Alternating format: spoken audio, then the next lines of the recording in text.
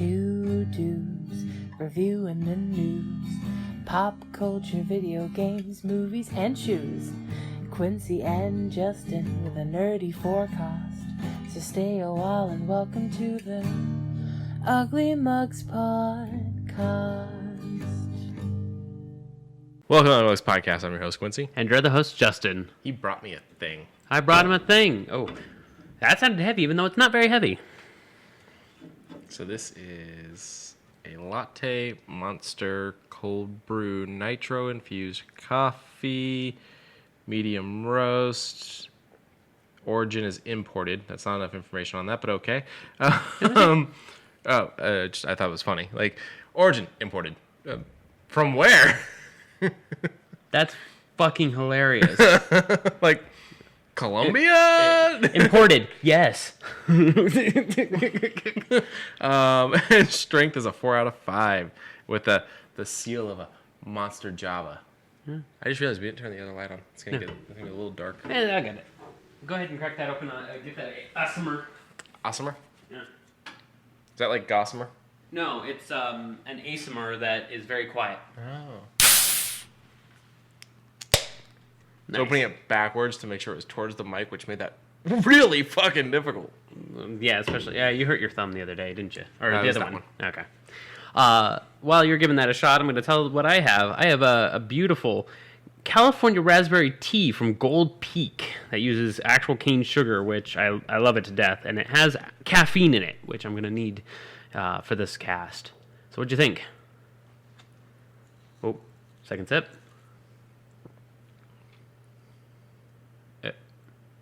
So it's kind of frothy on top, which kind of ruined the first tasting. Okay.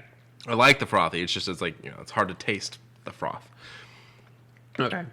I personally would like a little bit more. Well, I think it's the package that's with it, but go ahead. I personally would like a little bit more of whatever they're using that's like making it a latte rather than just being straight coffee, because it does have a good coffee taste. Okay. But by George, I think they've done it.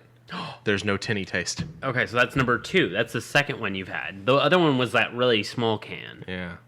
Okay, so no tinny taste. So no tinny taste. As for me, mine, it's very much tea with the raspberry flavor instead of it being like the... if you ever get this in like a Del Taco, you can actually get Gold Peak raspberry tea. Mm-hmm. It'll have more raspberry than the tea, while the bottled version has more tea than the raspberry. Both are good. Both are delicious. I'm going to read the back of this real quick. Okay. 0 added sugar. Bold yet subtly sweet, powerful yet refined. The unity of opposites is what Java Monster Cold Brew is all about. Monster Nitro Cold Brew has full-bodied flavor without the acidic bite of traditional iced coffee. Nitro adds a smooth, creamy texture and balance. With 0 added sugar, just a touch of sweetness, and reduced fat milk, 100 calories per can, plus a full load of legendary energy blend. Monster Cold Brew kicks like no other. I'm curious what they do to make it sweet, since they keep saying no added sugar. May I? Maybe it might have like sucralose or something. But I feel like you have to still identify that as added sugar, don't you? No, because it's sucralose. It's okay. fake sugar. Sugar alcohol. So of course the sugar alcohol is it's basically not quite sugar. It's not quite all there. Also, hello socks. Hello. But I mean, I guess they don't need to put it, because it does state that it has natural sugars. Mm-hmm. So no added sugars. So a little bit of sugar here. Probably the latte flavoring. Alrighty, you saw a movie. I saw a movie. You saw a movie. I went and saw Sonic 2 in 4DX, so it's the one where it moves, it sprays you, and honestly, they added something to this that I didn't see the first 4DX movie that I didn't know that this did. Apparently on all the seats except for the last row, because I did put my hand back there to feel that's where we were sitting. Okay. So it's completely in front of us, but we weren't getting hit. There's little water spouts on the very tip tops of the seats. So for instance, there's a scene where Sonic's goofing around and doing some like water, like almost like the Bellagio dancing waters. And so all the seats in the theater... Nice. Plus, you got the misting in your face and whatnot. I will say there was a lot of down moments where you weren't moving in this, which was interesting because I felt like with Shang-Chi, I was moving almost all the time, You got the fight scenes doing the punches in your back. This movie didn't really have a lot of the punches. And there was a lot of times, like, you know, because Sonic was having dialogue and whatnot, you're just sitting there. So it was kind of interesting. But no, it was fun. It definitely had some nice references. I mean, you've seen it in the trailer a little bit, but I feel like the whole snowboarding scene's a reference to one of the sports games and whatnot. Get a small skateboard reference and stuff. Good post-credit scene from what I can tell, because I don't know a lot about Sonic. I didn't have any issues with Idris Elba's voice for this. Lauren said it did kind of take her out of it a little bit. I thought he was fun. They did make Knuckles kind of stupid. Is he kind of stupid? He can be. I mean, in the first animated one, Sonic X or Sonic Underground, depending on which one, they kind of made him the lunky one who's like, I have to protect this crystal. My MMOs, you know. And then in Sonic Boom, they made him the bigger, broader shouldered, you know, dummy, but at the same time he's more street smart than he is book smart. So of course, you know, in the animated cartoon, he actually talks about gender equality and how Amy is like, you know, scoring one for the women, and he's like, you know, Amy, every time you say something like that, you're kind of desaturating what you're actually doing. And then everyone kind of looks over at Knuckles and is like, I'm not dumb. I just don't think good. So a lot of it comes from definitely not being from Earth and not having experienced Sonic and whatnot, because they touch on the fact that, you know, he's the last of the echidnas and whatnot. Oh, okay. So I think a lot of it comes from, like, he's never witnessed friendship before. Oh. You know, so he's witnessing Tails and Sonic and whatnot. And the woods. It's got okay critic reviews. I don't know if you want to pull up the numbers real quick. Yeah, real quick. It's got okay critic reviews, but it's got better audience reviews. I think, honestly, what's happening is, like we always see, I think critics are going in, watching this and going, I'm a 54-year-old man and this sucked. Well, dude, it's meant for kids. Yeah, it's sending us 69. Yeah, 69 from Rotten Tomatoes, 7.1 out of 10 on IMDb, but 97% from Google users. Yeah, and if you pull up that Rotten Tomatoes, I bet you the audience is higher. Yeah, we'll find out. I bet you the audience is in the 90s. 97 on the audience score. Yeah. So it's a little here and there between the two, I'm betting. I'm assuming critics are going in as grown people watching this going, eh. Yeah, anyone over age of 12 had best beware. That doesn't make it a bad movie. It's meant for kids. Yeah. There's a scene in it that I straight up told Lauren, I was like, I bet you anything I'm going to see this complained about on multiple reviews. Yeah. Because it's 100% a scene done for kids. Okay, well, hold on. We have one from the New York Magazine /Vulture, so you're kind of painting yourself that picture, not us. The first Sonic worked because it refused, against all odds, to turn entirely into product. Sonic 2, by contrast, is a disappointment, but an inevitable one. Do you agree? I don't know what he means by turn into product. Like, what do you think he means by that? Selling itself out? I didn't at once see anything in this and go, oh, I'm going to see that on the shelves this week. Okay. So, I mean, okay. It's definitely a very different movie from the first one, but it has to be because it's about different things. Okay. It leans heavily on brand familiarity and all the predictable ways to bemuse child audiences. That's that. Totally random dance off. That's the exact thing I told Lauren I was going to see complain about. Okay. It's a kids movie. It's a kids movie. And you gave it a 4 out of 5. Why is that bad? I don't know. That's weird. I went in as a 29-year-old man and thoroughly enjoyed this movie. I enjoyed the first one more, and like if you were like Sonic or Sonic 2, I'd go Sonic. Fair enough. But if you're like, I picked up Sonic 2, I'd be like, let's watch it. It's not a bad thing to kick out. I get you. Okay. All right. Tails was fun. The movie looked fun. Yeah. More references to the games again. Like, there's a part where, I mean, obviously him and Knuckles are going to fight. There's a part where he's fighting Knuckles that I'm pretty sure is very much a game thing. They're fighting Robotnik at one point. And again, it's very game things. And the way that they did with the first one, with the way he defeats Robotnik's final ship with the doing, the bouncing off it, the way he did thing. There's definitely plenty of references. Mm-hmm. He full-blown has another spilling the rings moment when he takes a hit. They touch on the fact that Sonic can't swim. Okay. Which made Lauren nervous as fuck. I sat there going. Oh, I hate that fucking. I hate that fucking. God. But you liked it? Yeah, I liked it. Okay. I wasn't mad that I went. Okay. I think the only thing I was mad about was I didn't buy popcorn because we ate dinner too late, and I was like, oh, I can't do popcorn. And then I'm sitting there going through the movie going, I really wish I had some popcorn. I couldn't munch. Yeah. Well, while you were doing that, I was doing something for quite a while. Outriders.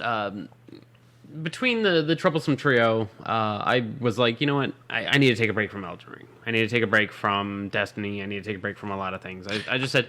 I took a break from Destiny too, so I fully understand. Yeah, and I said, you know what? Give me something to play. Connor, what would I play? And he says, well, you got Game Pass. I don't know. I was about to hop into Outriders. I said, fuck it. I remember playing this a little while back, and I remember having a few mild complaints about the very lax story, which, by the way, not that lax. It's actually quite fine. The beginning's a little rough because it kind of throws you into it, but it gets a lot better. The main character has very much a main character syndrome to the degree that your main character isn't going to back down, and they definitely show it. Without spoiling too much, because it's a side mission. I don't know. Do you really care? I don't, but do you think it's a bad thing for anybody that hasn't gotten into the game? No, because it just kind of puts the tack on it. So earlier today, we were doing a side mission, and it was literally just talk to this guy, talk to this gentleman who has a gambling addiction, fucked up, owes this guy money. Okay, well, our character's like, we'll take your place. We'll play the game. We'll do whatever it takes to get this debt off you. Because, you know, we said, fuck it. We owe you something. We go. We sit down. It's fucking Russian roulette. Okay. Guy spins the barrel. Clink. Your turn. Okay. Your character picks up the gun. Bam! Drops the gun right on the table. You sit back up. There's only one bullet in there, right? Sets the gun across the table. And the guy's like, there's only one bullet in that gun, right? Your character sets them up with the gun in their hand, sits back down with a fucking shit-eating grin, and proceeds to watch the gambler blow their brains out.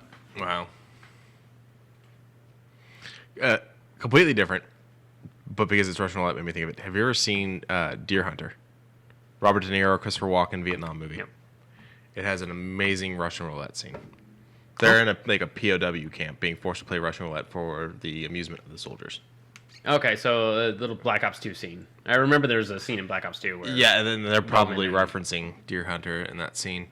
And, you know, it turns into, like, their moment to escape, basically, because they're getting crazy and they're pulling the triggers, and basically when one of them knows the bullet's in the chamber, they turn and they shoot one of the guards, and the other one grabs a gun from the guard. So yes, it is very much that. Okay, but so I have seen it, but not directly. It's a fucking tense scene. Yeah, because so Woods gets the first one.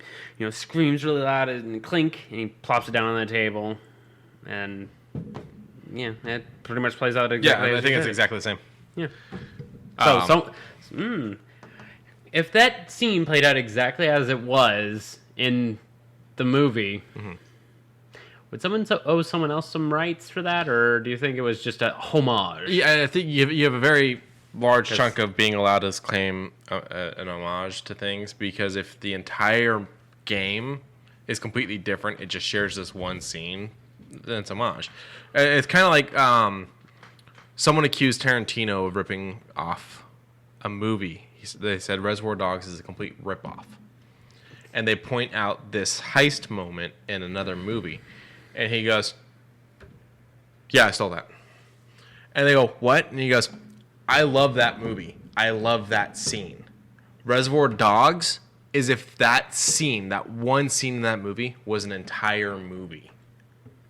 We see 30 seconds of that scene in the movie, whatever it is, 2 minutes of that scene in the movie, because it's not the whole movie, it's just one scene in the movie. Okay. I explored the idea of what if this was an entire movie? What all else could have happened in the events of this? Okay. Because it was a movie that had a heist in it that went wrong. Reservoir Dogs is about what happens when the heist goes wrong, and that's all it's about. Yeah, and them trying to basically reclaim themselves or recoup. Yeah, recoup. Yeah. So Okay. But back over to Outriders. Outriders, I would give a stern 9 out of 10. It's a very, very difficult game, and even with 2 people, it is ball busting. yeah, I enjoyed the like beginning tutorial stuff where you do like the cut scenes and walking through like the desert-esque, or not necessarily desert-esque, but like the kind of fucked up barren landscape. area. Yeah. And then I put it down. I was like, that was actually kind of fun. I'm going to come back to it. And then I needed space on the console, and I cleared it out. Now I've got space on the console, and I've brought it back. And having stopped where I did, it kind of just dropped me like in the hub for like the main area. And it's like, oh, well, shit. I guess I kind of fucked that up by stopping where I did, but it's all right. So I went and did the next mission, and the sensitivity It's so out of control. They did and you couldn't fix it. They did a lot of quality of life things. There's only one quality of life thing I would probably want, and that is being able to teleport is a bit rough. Mm-hmm. Yeah, but they fixed sensitivity. Your aces, your golden. They fixed you can turn off motion blur. Mm-hmm. I some games it works well. Tomb Raider works amazingly well. But in games like Outriders, where you gotta be paying attention, you're whizzing all over the place. No. Well, that was kind of my issue with the sensitivity being so high. Is like not only was it uncomfortable to look at, but the way it was like jerking the camera so severely. Like I'm trying to shoot at something, I'm trying to aim, and my gun is going, whoop, like what the hell? Yeah. But this was definitely one of those ones where it's like when the game was first announced, it was like, oh, it's a Destiny clone, but I'll give it a shot because it's Game Pass. Do you still feel, now that you've logged some time into it, do you still feel it's like a Destiny clone? A little bit, yes. Okay. Yes. It is. There is a few armor pieces that literally makes me look like Shaxx. No, it gives me the look of, but I'm not too mad at it. It's very fun. It is very build centric. How do you feel about the concept of clones of games? Destiny clones, Doom clones. Because you say it like that, but then there's some Souls-like games that I really enjoy, like Sultan Sanctuary. Mm-hmm. Beautiful music, beautiful architecture, et cetera, but it's in a 2D plane. I'm fine with it. I mean, just as long as you know what you are and you own up to it, I honestly don't care. It's similar to the homage thing we were just talking a minute ago. I honestly don't care just as long as you own up to it. You say what you're saying and you get it over with. Generally, people, life imitates art, yada, yada, yada. People want to do the things that inspire them to do the things that they're doing. Right. I mean, your least favorite part of Star Wars is inspired by another fucking movie. Fair. I mean, yeah. Granted, in that other movie, it's a 4-minute scene versus a 10-minute scene. Okay, you know exactly what I'm talking about then. Yeah. It's the pod racing scene in Phantom Menace, and it's a reference to the horse racing scene in Ben-Hur. Yeah. But the Ben-Hur scene's like 4 minutes versus the 10 minutes of pod racing. I personally don't mind it. I don't but mind it's one of those things either. where it's like, it's an homage. It's the inspiration. It's someone going, I loved that. That made me feel a certain way. Okay. And I want to do it. Then how about the Obi-Wan Kenobi versus Anakin? The 22-minute long fight versus the 1.5-minute fight. What do you mean? Are you talking... I'm talking Attack of the Clones versus New Hope. Or, no. Is it New Hope? Where's the one that Obi-Wan... Yeah, it's New Hope. Okay. So you're talking about the fact that Obi-Wan gets his ass whooped in like, a minute flat. So I think a lot of things have to be taken into consideration there. I'm talking like... The parallels and the time and whatnot. Yeah. The dynamic. The weight of the fights. I think a lot of it comes from a movie being made 20 years later. Okay. They could do more with the lightsaber effects. They could do more with the actors because it's 2 young guys hooked up to really good safety equipment that allows them to do jumps and whatnot versus an old guy and a middle-aged guy that's in heavy-ass armor. Okay. Okay. I have seen a very nice CGI done, and Mock-up. It looks real as fuck. Okay. Of making the Vader Obi-Wan scene like 5 or 6 minutes, and I gotta say it's fucking great. Okay. So I do not think extending the scene is a bad thing. I do think that scene on it's Mustafar, right? I think it's PS4. Yeah. That final fight scene in not Attack of the Clones. You said Attack of the Clones. That's not right. Attack of the Clones is the second one. Revenge of the Sith. Revenge of the Sith. Yeah, sorry. That fight scene in Revenge of the Sith, I do find it enjoyable. I do like to see the breakdown of Anakin throughout that movie. Yeah. But I definitely understand why like certain scenes feel like they're too long. I kind of had that with Sonic. Okay. So. Okay. But Outriders, so you're saying people should play it? Play it if you're wanting the grind. It is very grind heavy. It is a time sink. It is not. It is very good story. Go in if you're wanting to have main character syndrome. That is my plus. But that's kind of what I've been playing recently. I've been fucking around on my phone. I've been playing. There was another thing I was playing. Excuse me. Sorry, hopefully that didn't pick up. I didn't. I've been playing a lot of Game Pass games, just grabbing them and checking them out. I played fucking Peggle. With the 10 terabytes I now have, I've gone through and started downloading things that I was like, oh, I need the space. I'll come back to it later. Yeah. And giving other things a shot and whatnot. I finally downloaded Firewatch. Oh, very good game. So I'm going to play Firewatch for the first time. So I kind of understand, like, there's this... I don't know what it is. Like, we're in this lull right now. Maybe it's because of the end of Witch Queen and whatnot. We're in this position where it's like... I want something else to do. I mean, we still have to do the raid, but at the same time, it's like, do we really want to prep for that? And I'm not ready. My void set ain't ready. Do we have someone who's sold? You know, it's all those weird contrasting thoughts. But with Outriders, I'm like, ooh, I got a new thingy for my rocket that go pew pew pew. Yeah, it's kind of fun to be able to just go off and do something and not have to gather a bunch of people to do it too. I recently have been playing a lot of Fallout 76 again. I saw that. Is it still good? Yeah, Brotherhood's full in effect. You can full on join Brotherhood. Story's pretty interesting. So I'm doing Brotherhood stuff right now. Good. Based off the loads of the current image for it, when the game's like when you're looking at the mini logo for the game, it looks like they're bringing in aliens. I haven't experienced it in the game yet. I'm just probably not in the right area. I like Aliens. Mothership Zeta was one of my favorites. I was gonna say I'm assuming we're gonna get some very Mothership Zeta stuff if they're smart. Was that your favorite DLC? Of all, I have to say Broken Steel was very, very good. But yes, Mothership Zeta is way up there. My first one was The Pit. The Pit, it's a good one. Point Lookout is of course another good one, just because of all the creepy shit. And you gave me a heads up to something I never noticed because I don't think I made it to that area. But I would like to go through Point Lookout again. I would like to do all the Fallout 3 DLCs again. What I would love is for I'm sure it's a thing, a mod to make Fallout 4 multiplayer. I'm sure. Because I would love to go out and do Fallout 4 with a friend. I mean, they did it with Skyrim, and it's a little buggy, but yeah, no, someone seems to have made it. Quiet. Let's see if yeah, they made it. Oh, it's very buggy. Oh, where'd he go? Oh, he was just joining the world. Oh, it's a lot of code and registries. Well, it still might be fun. Yeah. I mean, I would like to check it out. If you got a computer that can handle it, might be worth it. Yeah, the server or hopefully so. Oh, okay. So when you're in your yeah, it's weird. You remember when we were long in 76? There was a glitch in 76 for a bit where after you got out of power armor, all your limbs were stretched. Oh no. There's also a glitch where you kept rendering as naked, or in underwear. I never saw that one. I mean, if it gets a little bit more appropriate, I'm sure it'll work. I want to encourage people that know how to do things like this. Keep doing things like this because there's money in it. It's fun for people, and it'll be worth it for you in the long run. I'm just going to give you the simple example. There's a guy that went through. I think it was a guy. There's a person that went through and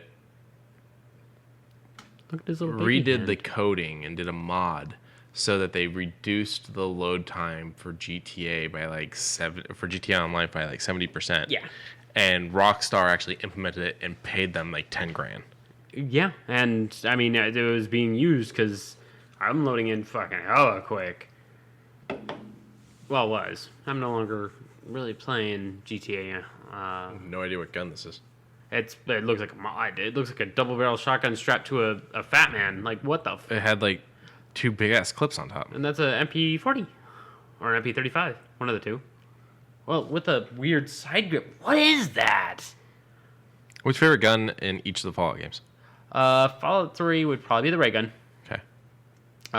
Fallout New Vegas would probably be the sniper rifle. Oh god, what's it called? The one that you find out in the middle of literally nowhere.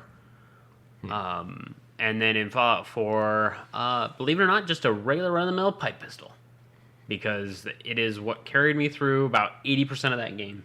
I hate all the pipe weapons. And did you play 76 enough to have a favorite? I think probably just the regular 9mm. Okay. Yeah. So Fallout 3 and Fallout New Vegas, for me, both of them, it's the combat shotgun. Okay. I really didn't like the way they changed the combat shotgun in 4. So 4, I think I used the hunting rifle the most. And I would just go through and put mods on it, get the bigger barrels and whatnot, and just kind of made it my own. 76, it's definitely my Gatling Plasma is a huge one. Yeah. Gatling But Plasma's I good. think my big go-to is my customized sniper rifle. Hey, the Gatling Plasma. Oh, turns whatever's in front of it to mulch. Yeah, you'll turn them into a nice puddle if you're not careful, which is fine until it clips through the ground and you can't loot them. Is it a bug or is it a feature? Yes. All right. What else we got on news? Oh, you want to talk about charities, right? I do want to talk about charities. Boop. So, for those of you who have VR headsets, keep your ear open. Over for $18 on Humble Bundle, you got the Must Play VR bundle, which includes something that I personally would love to check out. Something called Pistol Whip, where it's pretty much straightforward. It has a feature where you can literally groove while you're shooting people. Oh, I thought you were just hitting people with the gun. That too. Okay. Yeah, you can throw your gun and it just whips back into your hand. It's like Mjolnir, but a Glock. Pretty much, and I mean, there's a whole bunch of games that also are included with this, such as Vacation Simulator for those who enjoy Job Simulator and need to take a break from the Job Simulator to go on vacation in a simulator. Okay. Ragnarok, which seems to be music oriented. I don't know nothing about it. I mean, I don't have a VR headset, so I don't know much about any of this. But Vanishing Realms, I did watch someone play. It's what if Skyrim was a little bit more hands-on, literally. And I wouldn't mind trying that one out. Down the Rabbit Hole seems like it's a nice little mess around walking style game, but it adds in a bit of what is it? Alice in Wonderland. That's it. And so for $18 you get a whole bunch of really nice games. Okay, see now I got a question. Go for it. When you were a kid, how did you feel about the Alice in Wonderland Disney movie? I didn't put much mind to it. I will admit. So boring to me. Yeah, I didn't put much mind to it, but That was one of those ones that my mom a lot of times would pick the movies. Would put the VHS. Yeah. That one, Notre Dame. I love to be fair, I love the music of Hunchback. Like now as an adult, I kind of appreciate them more. But as a kid, I'm like, can we just watch Aladdin? Because Aladdin was my shit. Aladdin was action packed, never really stopped, and when it did stop, it was the what I would consider the boring song, but now it's fine to me, which was A Whole New World. See, Whole New World I was fine with. For me, the lull in the movie was before the guards show up when they're having their romantic moment when he's still the street rat and he doesn't know she's the princess, and they're up on the rooftop and Abu's being all pissy. And I'm just like, and then he gets arrested and thrown in the dungeon and goes to the Cave of Wonders, and I'm like, and we're back. And then Genie comes, and then that's just a whole fucking thing, you know? Yes. Alice in Wonderland was one of those ones where as a kid I was like, eh. Now I'm like, okay, no, I get why people liked it and understand whatnot. And it's crazy. And it's crazy how much they toned it down. Lauren pointed out a Disney movie the other day that doesn't have music. Like, it doesn't have, like, singing in it. And without missing a beat, I pointed out that she was wrong, and she is convinced I am not human. Oh, okay, hit me with the facts. Emperor's New Groove. Emperor's New Groove. Yeah, she says there's no singing in it. Now, when I'm really thinking about it, she's actually wrong twice because you've got the whole guy singing the Cusco song at the beginning. But that's not what popped in my head. I immediately went, Crunk singing his own theme music. Yeah. But it's not a musical. No, it is not. It's a weird one that's a Disney movie. It's not a musical. Yeah, okay, I'll give it to you. All right.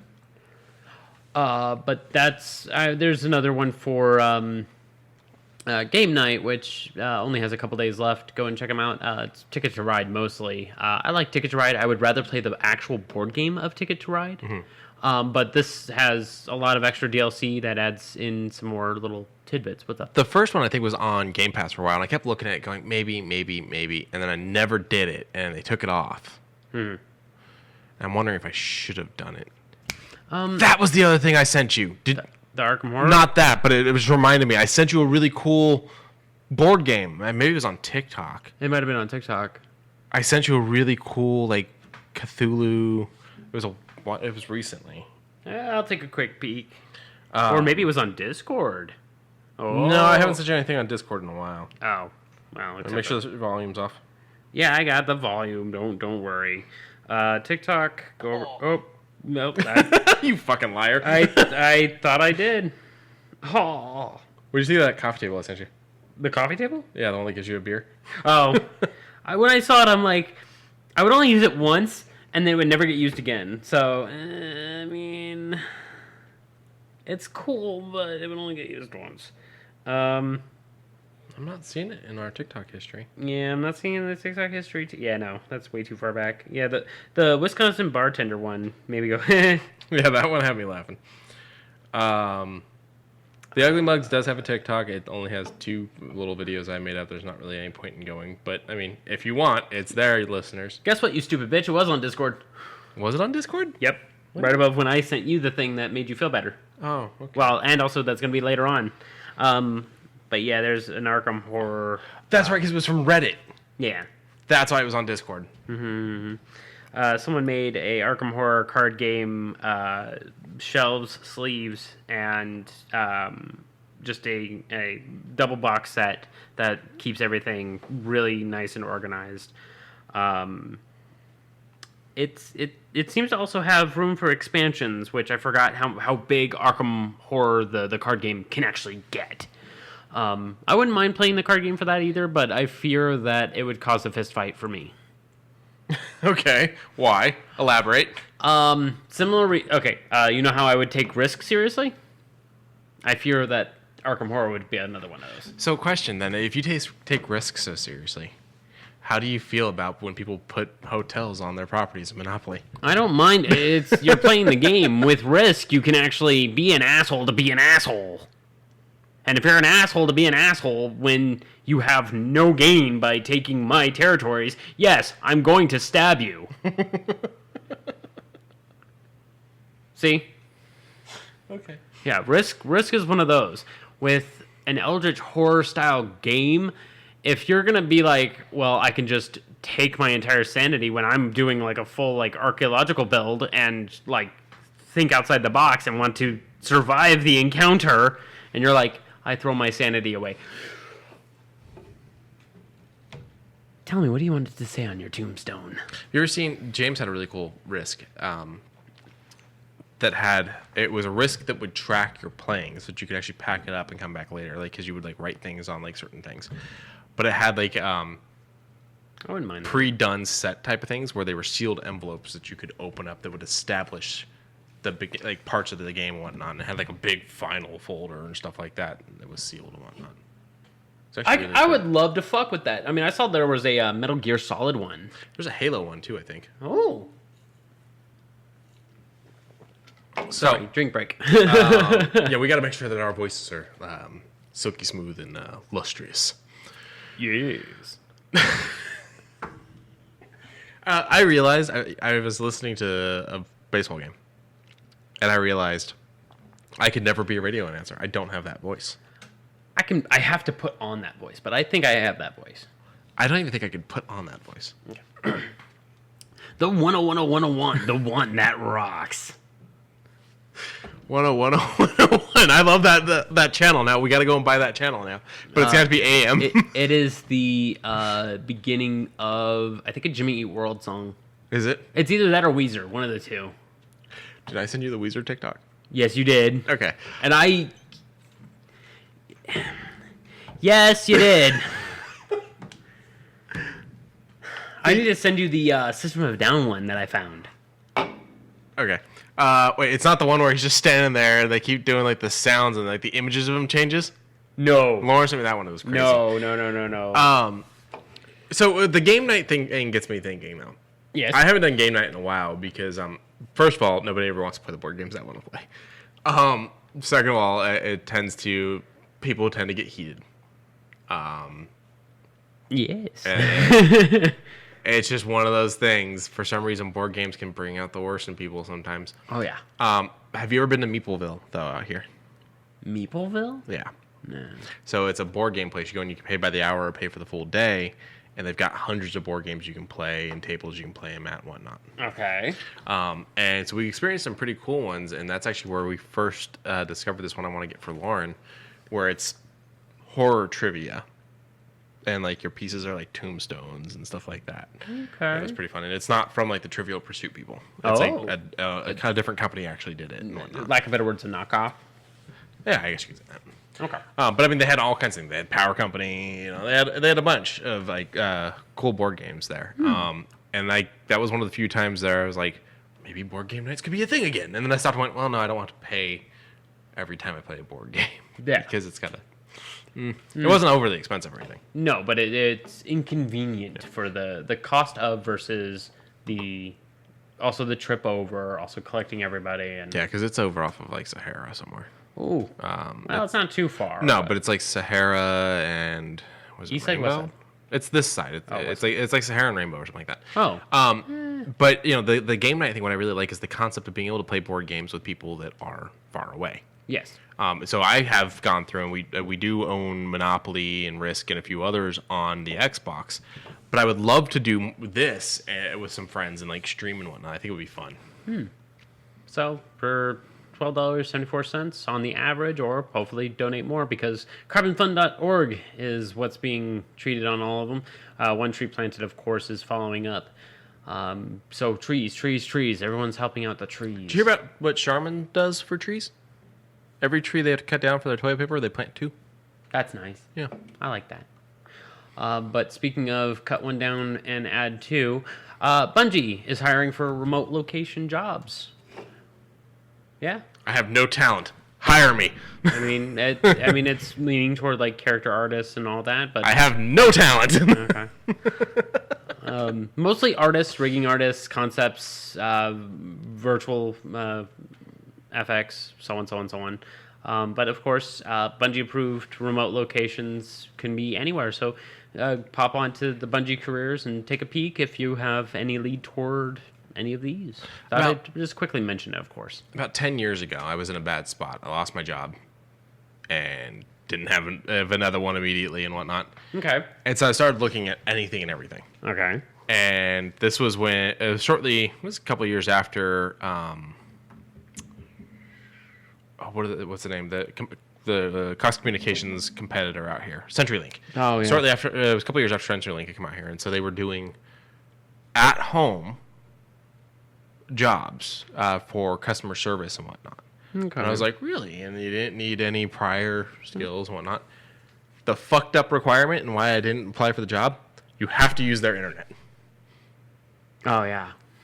They were insisting that you buy internet from them to work remotely for them. I wouldn't have done that. I had Cox and I couldn't use my Cox if I had gotten the job. And I'm like, really? I thought of it because it keeps saying Bungee approved remote locations, and so I'm like, what exactly is Bungee approved? Yeah. How many of our fucking things have you bought? Not enough. No, I doubt that it's that. I was just, it made me think of. Yeah. Software engineering test. So that means testing, a little QA. Why not? as I said, go take a peek. Maybe something might pop in. Usually, the things that showcase for like no open roles or things that are showcased today may disappear today, but more may appear tomorrow. Always take a peek. So one of my favorite conventions and one of my favorite video games combined, QuakeCon 2022, August 18th through 20th, 2022 is going to be a digital-only event, and I'm still excited. Wait, Quake. Yes. I hope that did not pick up, but nah. So what he did was he shook the table for those who didn't happen to hear it. There's going to be a community Discord, so go to quakecon.bethesda.net and hop into the Discord if you want to have some good old discussions about Quake or anything Bethesda related. Yeah, they say they're committed to returning in 2023 for a physical, and we will hopefully see what that happens. Do they normally do it in Maryland? Dallas, I think. Really? Yeah. We're disappointed to not return to Dallas. Oh, okay. Interesting. I would have assumed Maryland because that's where Bethesda was. Bethesda, Maryland. Yeah, I know. It's just I don't know. I mean, it's just like Evo being in Vegas every single It's year. always weird. Yeah. I mean, I'm fine with it, but it's weird. All right. But another very interesting thing that got updated, the Dead Space remake, I'll call it, is getting more and more updates, and they keep throwing more and more at me, and I'm more and more excited for it. Still set for early 2023, but they tweeted out community feedback for the new plasma cutter and the new pulse rifle. So go take a listen through their Twitter. Great sounds, beautiful sounds. From what I gather, the audio director is still the one who's working on it, and he says we're doing much better than last time. Funny thing is, I never thought there was anything wrong with the way the game sounded. No, but if it's better than last time, Yeah. I mean, I'm still excited. An interesting little trailer / movie we saw. Kind of made me go an 80s cartoon, but in a video game form. At first, you were upset with it until we really broke down that this was the goal, it seems. And so you were accepting, I'm okay. but it's not what you would have looked for. Right. Because some of the animations were a little stiff, lack of better words, but it is very 80s cartoon in a video game, and I can't be that mad. 4-player co-op called Myth Force, and it looks very cartoony. I can't be mad at that. As I said, it looks a little stiff. It looks a little wobbly. But it's definitely going for the concept of He-Man, Yeah. Thundercats, Oh. Dragon's Lair. A little Dirk the Daring there. Yeah. What's the other one I was thinking of? Yeah, that's fucking Thundercats right there. Yeah. There was one other I was thinking of that this is very like this. It's definitely their goal. SWAT Cats. Here. I like SWAT Cats. I vaguely remember SWAT Cats. I only got 2 seasons, and that bummed me out. Yeah, that's the case for a lot of things. Yeah.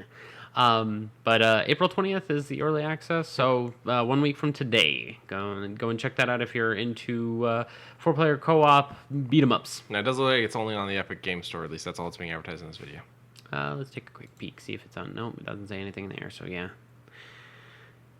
Let's continue on the thing. Let me see if it maybe might show something. Nope, it's just going to probably just flick away, isn't it? Yeah, okay, thanks. Thanks, homie. Ooh, cupcakes. Oh, cupcakes. So, I like Kingdom Hearts. Do you like Kingdom Hearts, Quincy? So, I never actually got to experience it when I was a kid.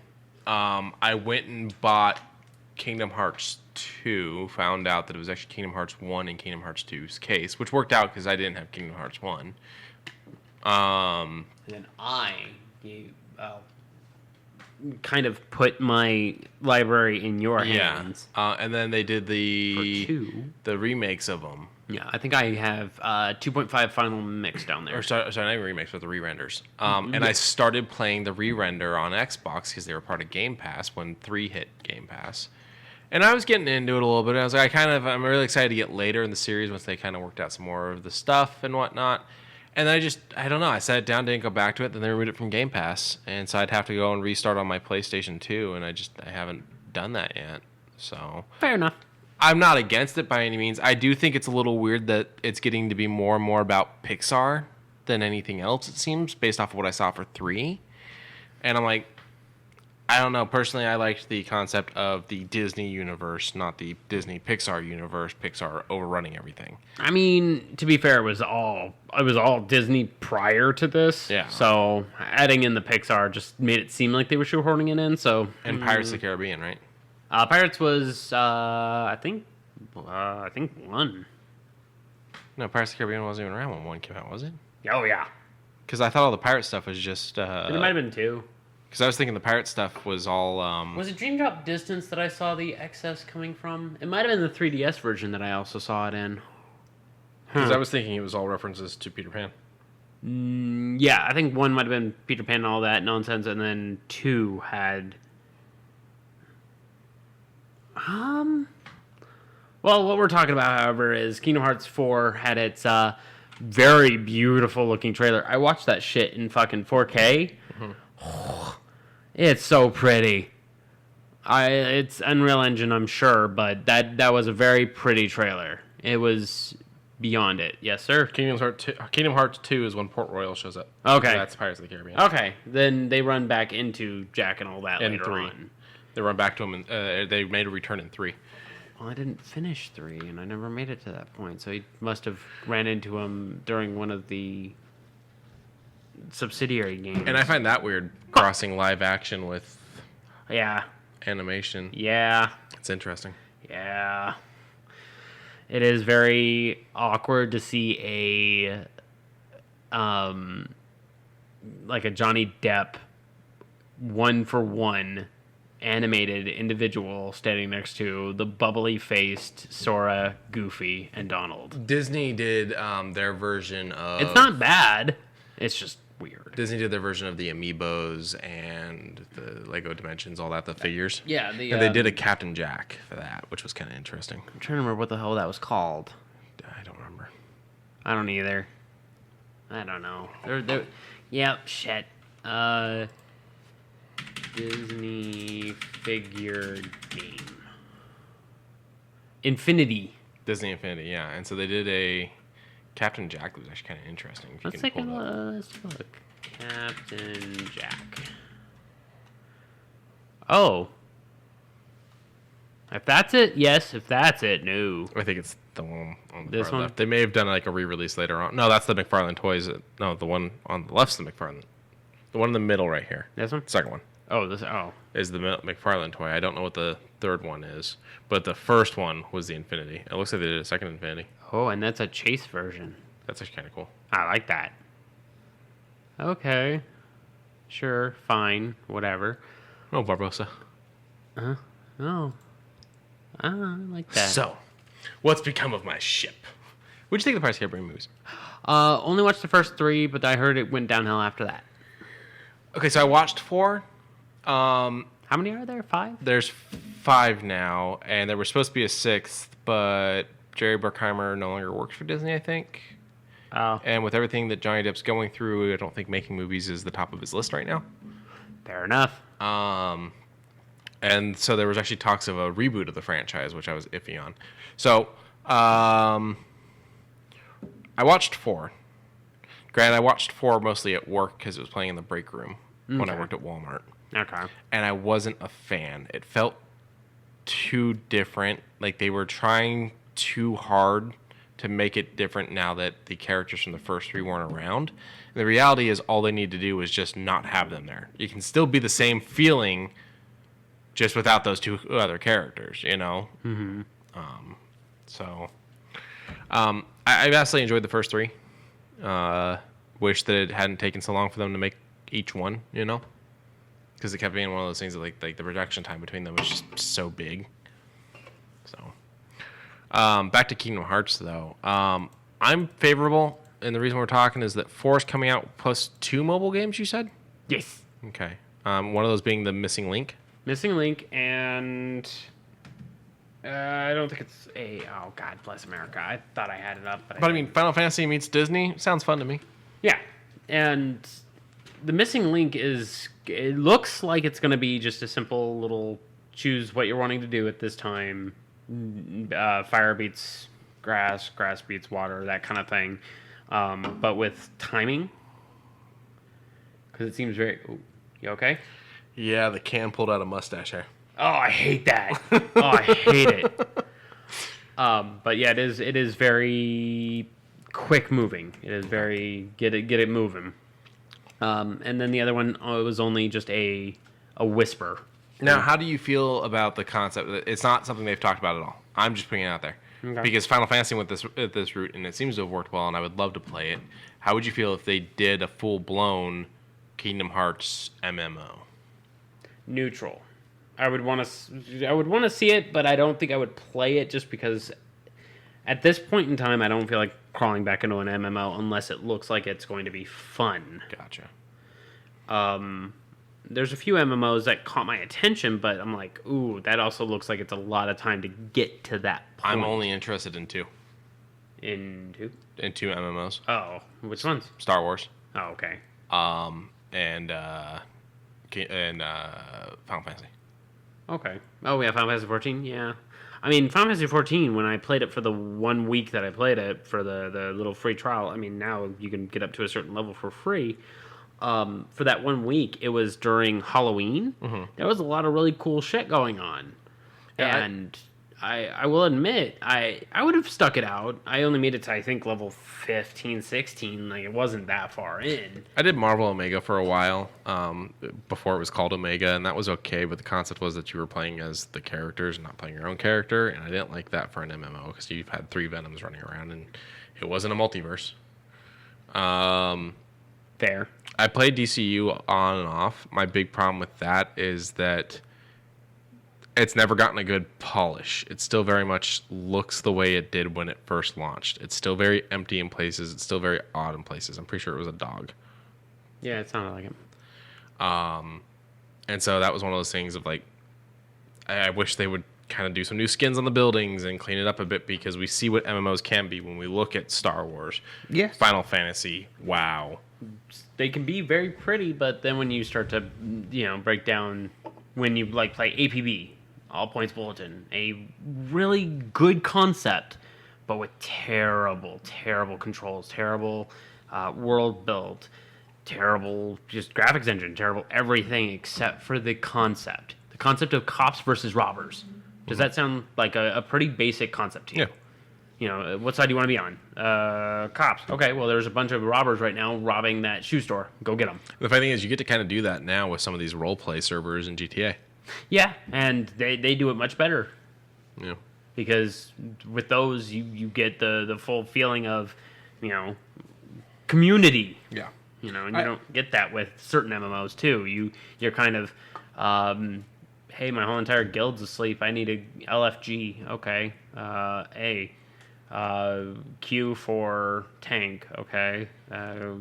You're put in this. Here's a couple fighters go and protect, or DPSs go protect them. Who runs the Star Wars one? Is it? It's not Respawn.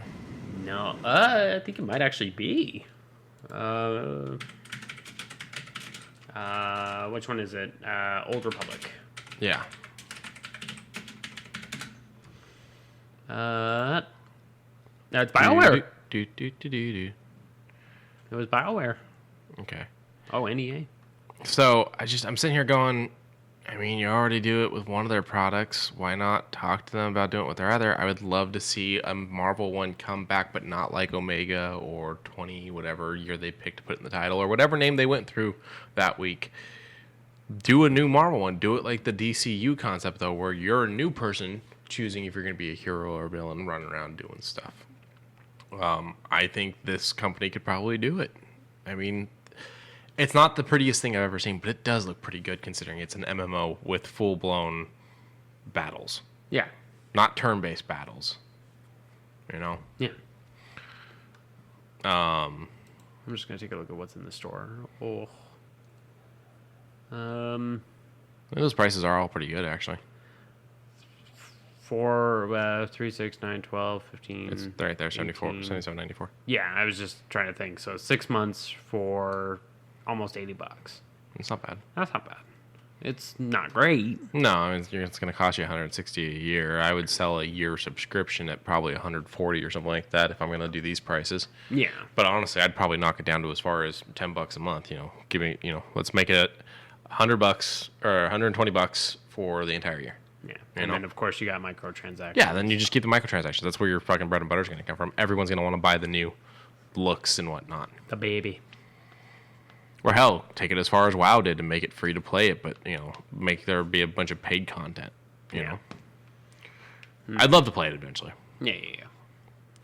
But speaking of weird things that we'll play probably eventually, well, me, Call of Duty Vanguard Warzone Classified Arms Season 3 had a very nice looking trailer. I have a question before we get into this. Okay. Call of Duty Vanguard was the new game. Yes. Warzone's is their free Fortnite thing. Yes. What is Call of Duty Vanguard Warzone's Classified Arms? Is this in Warzone or is this in Vanguard? Do I have to buy a game or is this free? It might be a part of both. I don't know. I'm unsure. All I know is if it's a part of just Warzone, which I'm assuming it is, which means that they're free. I'll look it up. Okay, while you're looking that up, I'll talk about it. Yeah. It had a very nice looking trailer, start to finish. It was basically beating up Nazis, and nobody has a problem with beating up Nazis. Fuck Nazis. Fuck Nazis. April 27th, it's the free content update. And with the free content update, it ended with a radio in the back of a truck that sounded very familiar. And someone broke down the audio of it in... Well, they had the audio right there up at the top. Yeah, they had the audio back up at the top, but they broke it down in Audacity, which it span out to read Monsters Are Real, which that's kind of interesting. I'm hoping that we do get some cool ass stuff, because Godzilla in the Battle Royale, I don't know how that's going to be. You didn't actually say it yet. So, yes, it sounds like it's Godzilla in Warzone. I didn't? No. Oh, yeah. You're so focused on trying to find that audio. Yeah, I'm sorry. I really like the way that video is done. That's kind of cool looking. But if you go up to the top, I'm pretty sure there won't be any issues if we just play the audio. Okay. Not that one. The one beneath it. This one? Yeah, because that one's straight audio. Okay.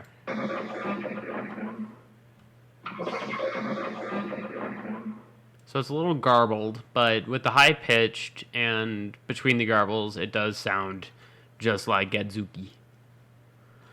And Gedzuki yelling with a little bit of masking, I like how they're hinting it. What's the name of this again? Vanguard / Warzone. No, what the season? It's Classifieds? Classified. Oh God, hold on. Let me. Nebula. Oh, quiet you. Got out. Here, let me scroll all the way down. Oh, there it is. Classified Arms, Season 3. Delicious. Task Force Harpy. I don't get that, but sure, whatever. Anything else? So what I'm reading here is that Warzone is a separate game experience from Vanguard, and so I guess this is something they're doing with both of them, because I guess you can play Warzone in Vanguard. I don't understand why they would do that. That seems really fucking weird. Leave it as its own separate thing. Why make it to where while I'm already in a game, I can suddenly launch another game? That's kind of fucking odd. Sure. Sure. The only thing I'm assuming is you probably get stuff for your prestiges and stuff from Vanguard by playing Warzone. Yeah, sure. I mean, sure. I'm okay with that.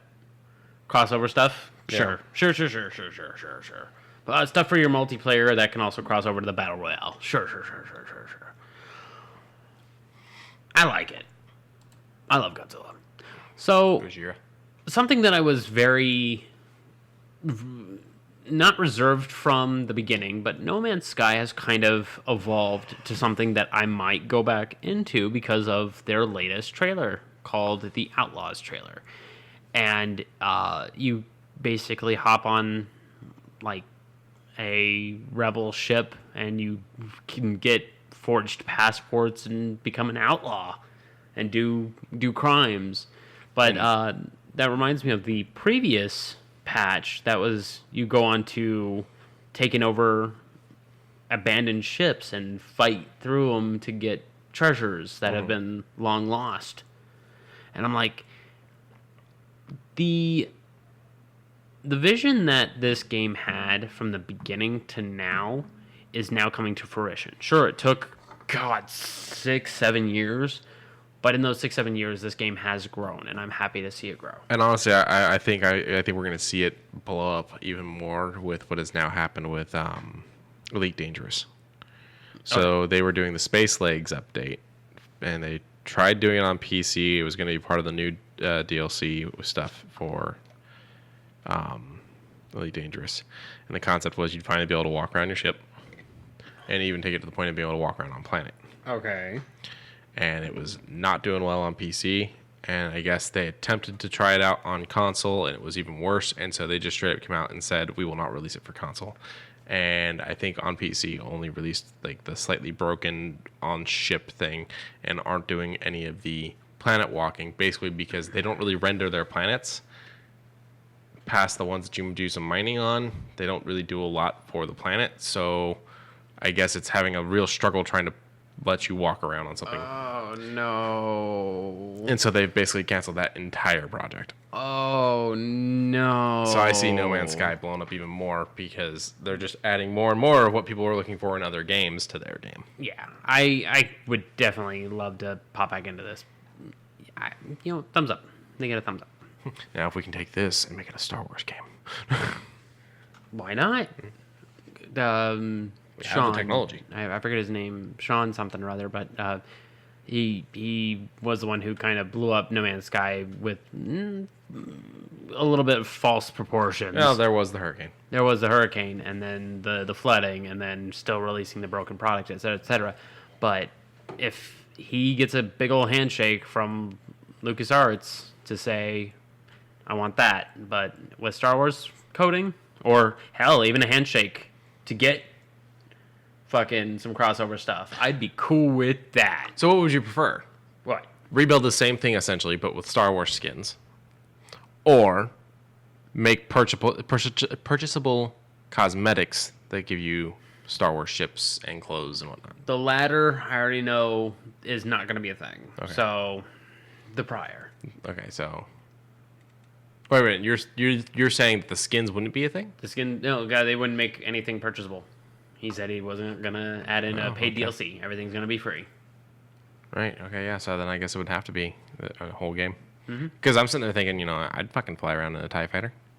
Yeah, but it would have to be... Actually, I'd do an X-Wing, but...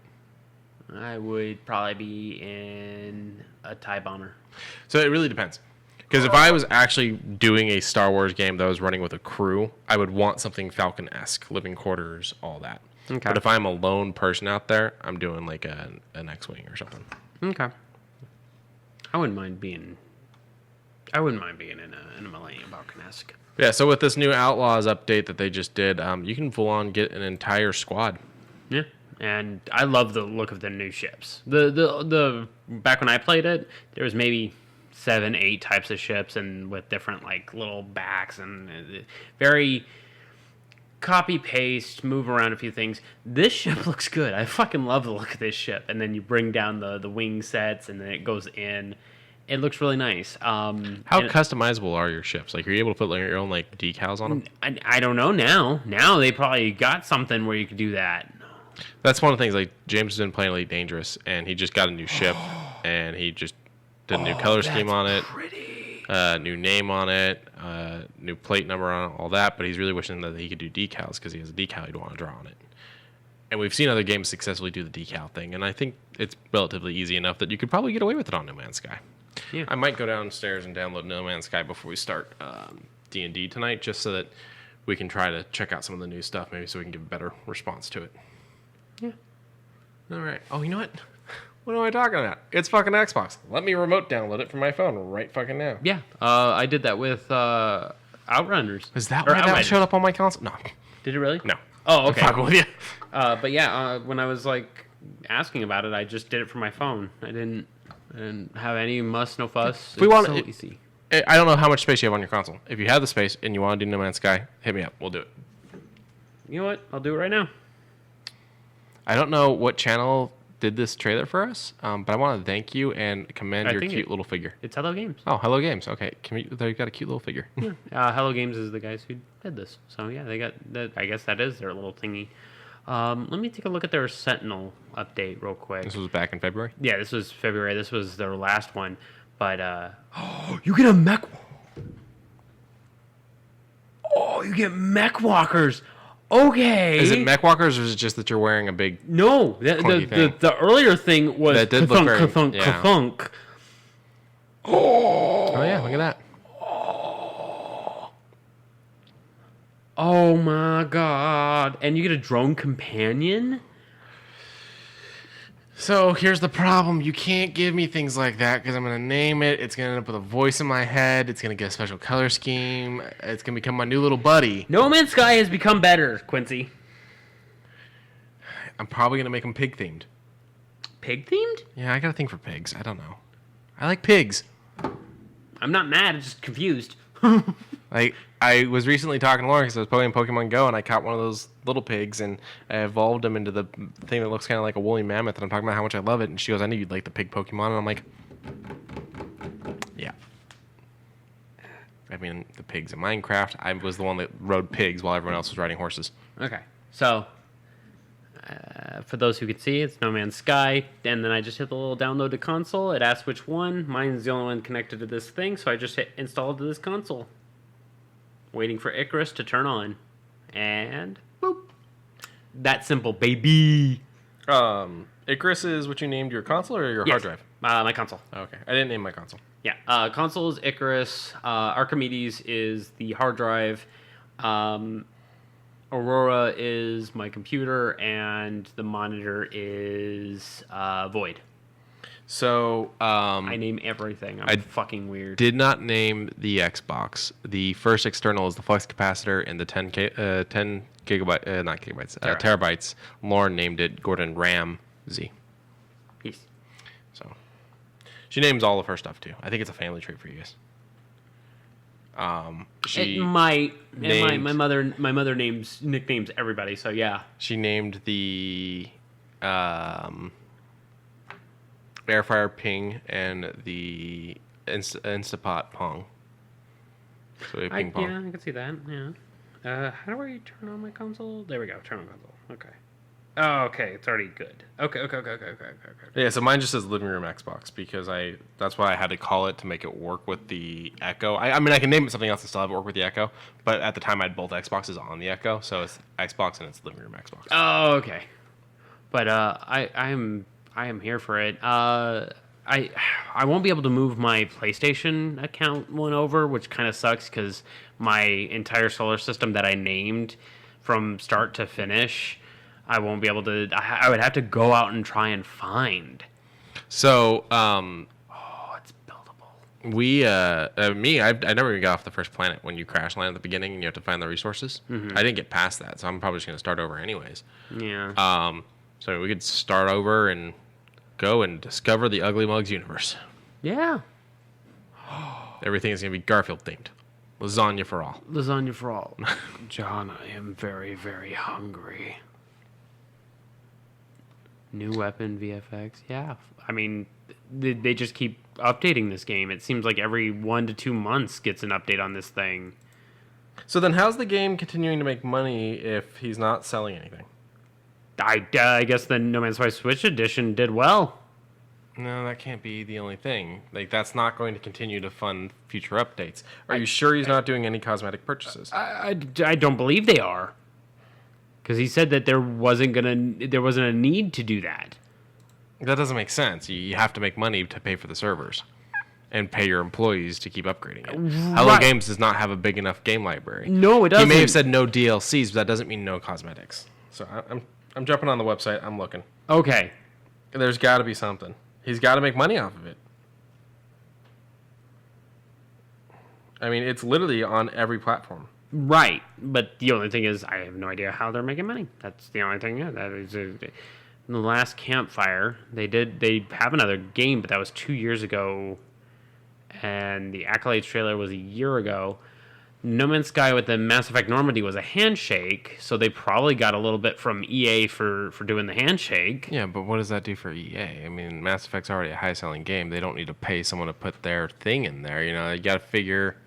I'm telling you, you got to be buying as a consumer. I mean, The Last Campfire was out 6 months ago. They probably made some cash off that, maybe. But like you said, like if it's not being sold, how are they making cash off of it? Well, no, I mean, The Last Campfire is another game.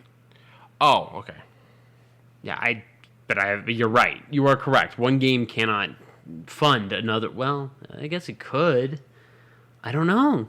I have near an idea, but I'm excited to see more from No Man's Sky, especially with me re-downloading it. Can I do my little jingle? Sure. But shoe news. So a couple very odd ones. Homer Simpson inspired Nike Dunk lows. It is very white with the yellow and then the light blue. It's a fine dunk low. It's not anything out of the ordinary. It doesn't have anything Simpsons themed. It's just the Simpsons colorway. That's all that was really kind of mentioned through good old sneaker news. Thank you for obviously having everything sneaker when we're wanting to talk about shoe news. The other one, however, it's a very tan shoe. Billie Eilish and the Air Jordans, the Air Force One highs, with 5 straps apiece. I guess you can say it's a bad guy.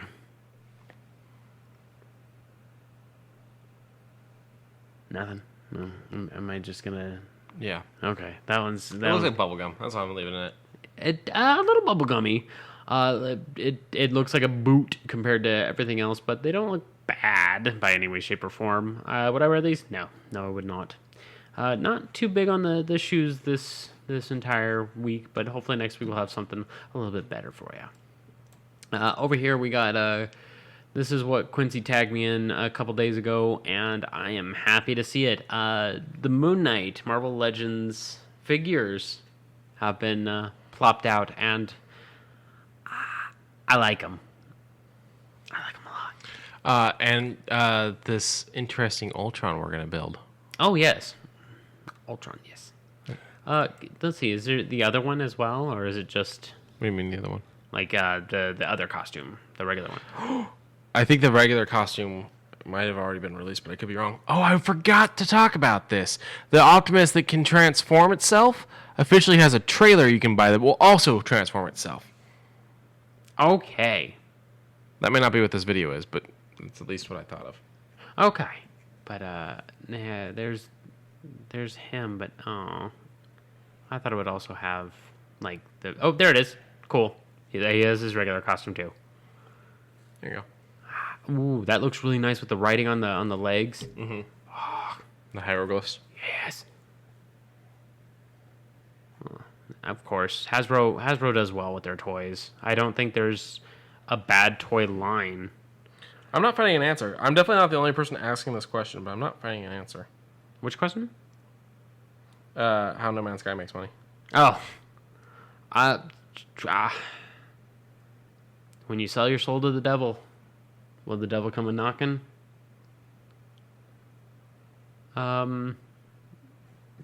Yeah. Click. So, D&D Beyond was not owned by Wizards of the Coast. Which I did not know. Which he did not know. But, yes, it was owned by Fandom and the guys over at Wiki. So it was kind of on its own. It did a big old handshake with Wizards of the Coast to sell their books digitally, as well as use their tool to help kind of keep everything organized for people like you and I. So in case like, oh, I want this subclass from Sword Coast Adventurers Guide. Off the top of my head, Grave Cleric. That's in Sword Coast Adventurers Guide. In order for me to get that, I would pay $1.99, and I would be able to use it freely, as well as read about it, learn about it, etc. The other interesting thing that they did is you could actually track your campaigns and keep complete information in there. Now, if only my players would do something like that. Well, it's like they have a thing meant for DMs. Yes. And then the players can also interact with certain parts of it that they're given access to by the DM. Yes. I now have the virtual tabletop, which works magnitudes more, and we're doing a play-by-post, so everything's written down anyways. But sliding back over to Wizards of the Coast now buying out D&D Beyond for $146 million. Chump change. That is chump change for all that a lot of people have bought. But what does this mean for us? Well, as of right now, it's kind of a little speculation heavy, because what it could mean is maybe some more bonuses for people like me that have put money toward the subscription, where I can have unlimited characters, I can share my books with my campaigns. There's a few things that the subscription allows me to have, but maybe there will be more added with this Wizards of the Coast edition, because they didn't want to have anything to do with digital media. They said they didn't want to have their stuff PDF'd. They didn't want anything to do with the digital media mindset. Because it's too easy to pirate. Correct. But now that we're kind of in the more digital age, I'm sure they're kind of shaking that off and going, we would rather have more paying for it at the same time of pirating. And the reality is, what you do is, and what they should do, is make it cheaper than the physical copies, because less material, and it'll get people more interested in buying it. Correct. That's kind of what they're doing now. It's $30 for the books in digital form, or $50 physical. So, you're kind of already getting the deal. And sometimes they throw really big deals where if you buy the whole source book bundle, you get 40% off the entire thing. Yeah. The only downside is that price tag is still a good $200 and something dollars if you don't have any of the bits. That's the other little tiny tidbit. Let's say I did buy that Grave Cleric for $1.99. It knocks $1.99 off of the entire book. So if I buy bits and pieces, I'm basically buying it in installments. So, there's also that. I don't know what this means, though. I want to know what this means. I'm assuming the big thing is that they're just that they own it now. Well, but why would they want to buy it if it's doing amazing? This is the same company that ended their deal with Paizo when Paizo was doing all the writing for them, because they stopped and went, why pay someone else to do what we have people here that could do? Okay. And so then they ended the thing with Paizo. Paizo wrapped up the finals. That was one nice thing that Wizards of the Coast did, is they went, go ahead and wrap up the stories you're in the middle of in the magazines. And so they let them wrap up the stories, and then the contract ended. And they just started pumping out all that stuff directly from Wizards of the Coast. And the Paizo people went, well, what now? And they turned around and they invented Pathfinder. Yes. I endorsed Starfinder. Eventually Starfinder, yeah. Yes. But the thing that they said in their little statement was they have no intentions of bothering D&D Beyond. So, that means that they're only going to go uphill from here, but I just don't know why the acquisition. Why pay someone else for it? I think that's what it comes down to. I think they stopped and went, okay, it works. We don't have to go in and fix it. They built a thing. It's great. We don't have to change anything. So now let's go and buy it so that we make 100% of it from this point on, rather than just a portion of it from this point on. Okay. And also, we have full control, and there's never that risk of someone doing something weird with our stuff. Fair enough. They've always been the front runner of any book that's being announced. They'll be the front of the digital release of it. Yeah. They've never not. Whenever Mordenkainen's the latest Monster Manual, I don't remember what they called it, but when they started promoting that, even with just the little cover image, they said, "Hey, you can pre-order it right here." Yeah. They were front running it. They were pushing it out. There was no problem. It's just a little odd. I guess. I just think it's going from 70%, 50%, whatever the percentage was. They were getting 70% of the sales. Now they get 100% of the sales. Fair enough. Yeah, I guess. I'm thinking. They let someone else do the heavy lifting, and now they've purchased it, and they're going to sit back and let the money come in. Yeah, and let them still do the heavy lifting because they're doing a good job at it. Yeah. Okay.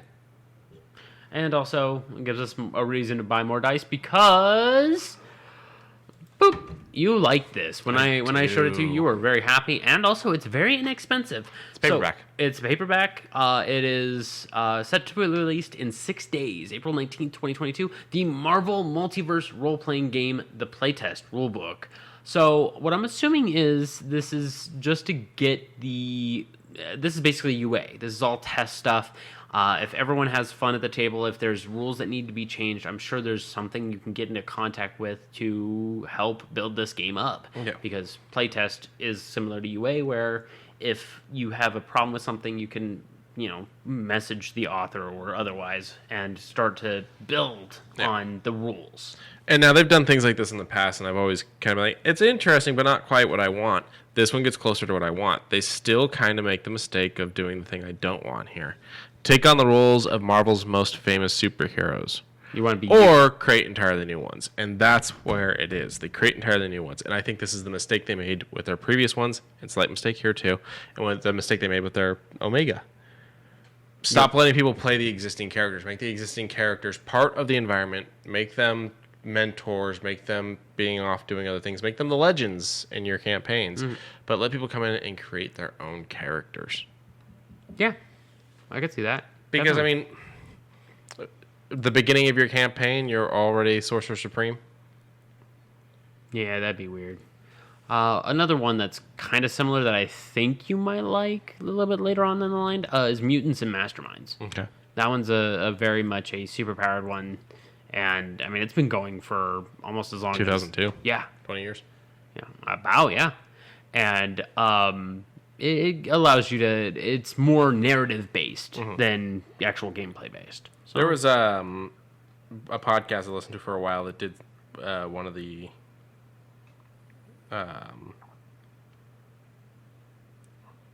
what's it called? One of these tabletops. It's like a hero-based one, and they did very well with it. I would like to run one of these. I don't know which one. I mean, probably this one would also be nice to just test out and help out. Yeah, $10 isn't bad. I don't like the fact that it's $10 both digital and physical. The digital one should be cheaper. Yeah, or well, yeah. I mean, $10 for a It's cheap. I'm just saying it's a concept that hits all levels of digital should be cheaper. Yes. All right, and then this last one, you got it more than me. So, what is with this Spirit Halloween? What if I told you Okay. that coming this October, Okay. October 2022, Okay. Spirit Halloween the movie. When a group of teenagers who decide they are too old for trick-or-treating go to a mostly abandoned strip mall and dare each other to stay overnight on Halloween night inside the Spirit Halloween store.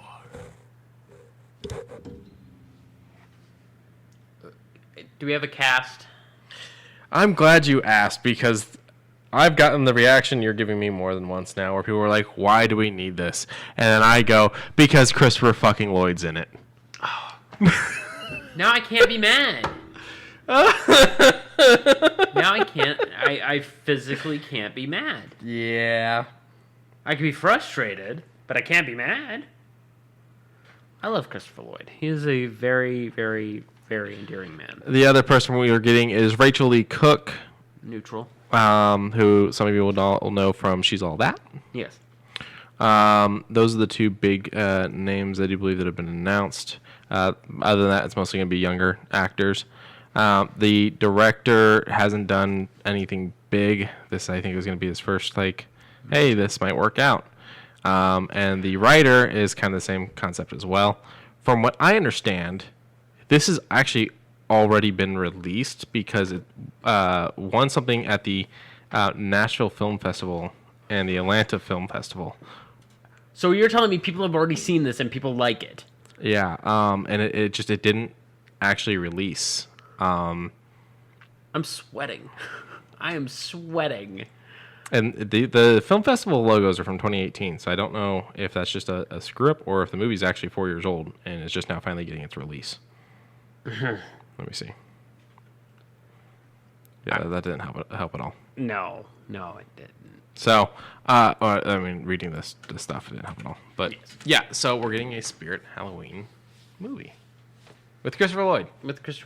You know what? I'm okay. Fine, sure. I mean, sometimes movies are allowed to be made just to have fun.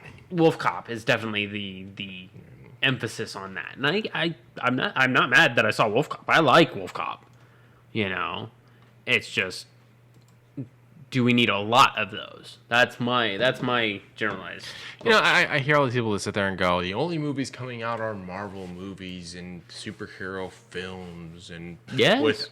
without those, movie theaters would be dead, and da-da-da. And I sit there and go, I've seen 2 Marvel movies this year in theaters. That's actually a lot, to be fair. 2? Yeah. I've been to the movies like 15 times. I'm just saying though that two movies from the same studio in a year is still a lot to think about. I mean, I know that it's 2 out of the 15, but you still have to figure 2 Marvel branded movies in a year. but if you say a studio, I plan to go see. I've already seen at least one Paramount movie this year with Sonic 2. I'm going to go see Maverick when it comes out, and that's Paramount as well. You're okay. I don't think 2 from one studio is all that much. Okay. I mean, there used to be a time when Universal would pop out fucking 15 movies in a year.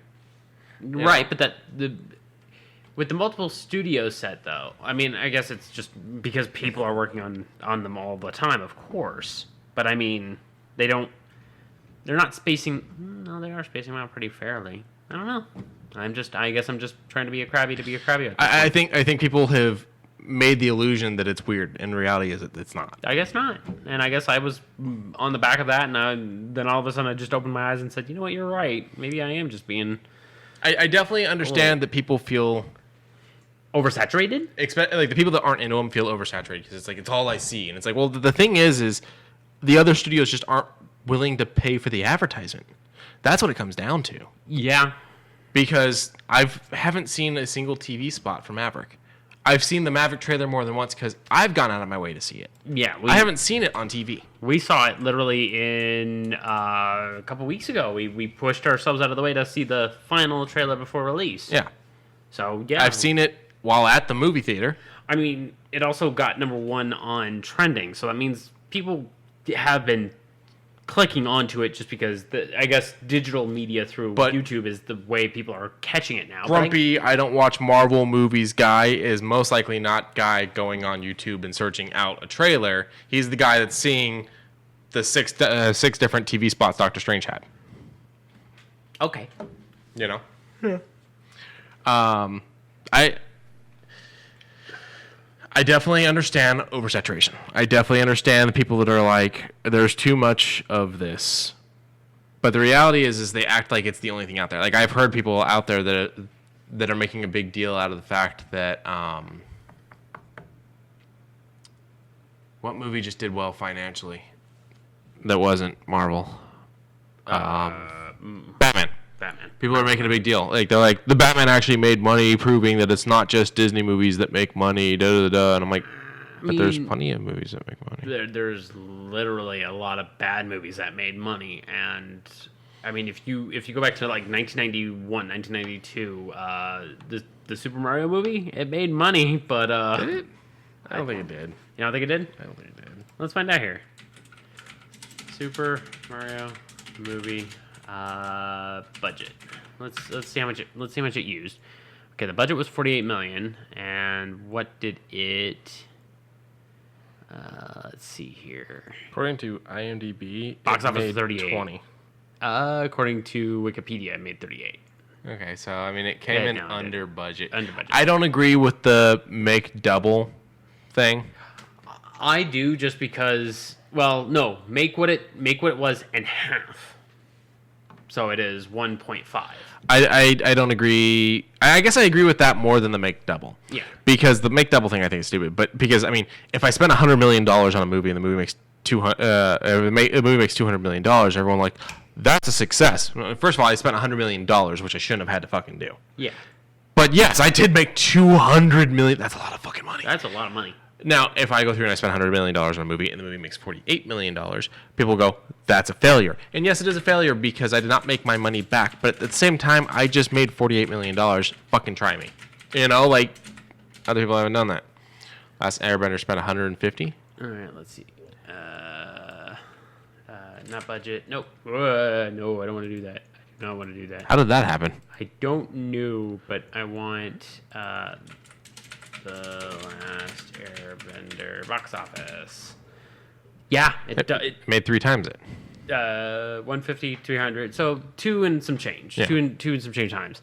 So as Slock said in the chat, The Last Airbender made money, still pretend it doesn't exist. All the fans gave it one chance, but that one chance, And that's the thing that I'm seeing with Morbius. People are like, Morbius is making money, showing that, the critics are wrong. It's like, bad movies make money. Money should not be whether or not you made a good movie. Is it a financial success? That's a different fucking conversation. Yeah, because... Whether or not it's good is the question. Because... Batman v Superman set 3 different fucking records for Warner Brothers. One of those was the amount it grossed, of leading up. But at the same time, it was that they made the most that weekend for, I think, a Warner Brothers movie. God. But also, how quickly the ticket sales plummeted that weekend set another record. It was the fastest drop in a Warner Brothers movies purchasing. God dang. Money is definitely important, but it's arbitrary in deciding whether or not a film is good. Yeah. I mean, how many movies have become cult classics that didn't make shit for money? Yeah. 5% from what's it called? I can't actually click out of this one. Okay. Well, 5% from critics and 30% from audience on The Last Airbender. I bet you half those audiences are taking the piss trying to think it wasn't that bad because they want to have the controversial take on the film. I love that you looked up Last Airbender and so they gave you the other Avatar movie just in case you were wrong about which Avatar movie you were looking for. And then they just proceeded to give you M. Night Shyamalan movies. Yeah, that's what it does. Yeah, from the users on Metacritic, 2.4 out of 10, which is god-awful. Oh, my God. User reviews 10. As a fan of the series, I can say I enjoyed it, and even if I didn't, I still wouldn't say it was the worst movie ever because there are way worse movies out there. I mean, that's fair. There are way worse movies out there. Give it a 10, though? No. If you're a fan of the series, then I guess you either didn't watch the movie or you're lying. Jesus. Just based off what I've been told. Jesus, people, the movie isn't that bad. I enjoyed it. Hopefully the sequel is still in works. You are a hopeful person from July 1st, 2010. Let's hope you're still grasping. A couple things also. The movie was horribly whitewashed. Oh, yes. Oh, yeah. Oh, God, yes. Let's put it like this. Positive, 139. Those 2 of which I just said were a part of those positive. 688 negative. Jesus. 89 mixed. 89 mixed. That's probably 4s to 6s. But damn. Yeah, they wanted to blow this one up. I'll rate them off mic, but all good? Yeah, I'm good. Okay, I'll go ahead and do the end roll. Thank you for joining us tonight. Remember to tell a friend, tell an enemy, tell a frenemy. Remember to subscribe where you can. Check out our personal socials at longshot_heroes for me, at Quincey Robertson over for Quincey, at TheUglyMugs for our joint account. That's all I got. Yep. Thank you, everybody. Have a good night.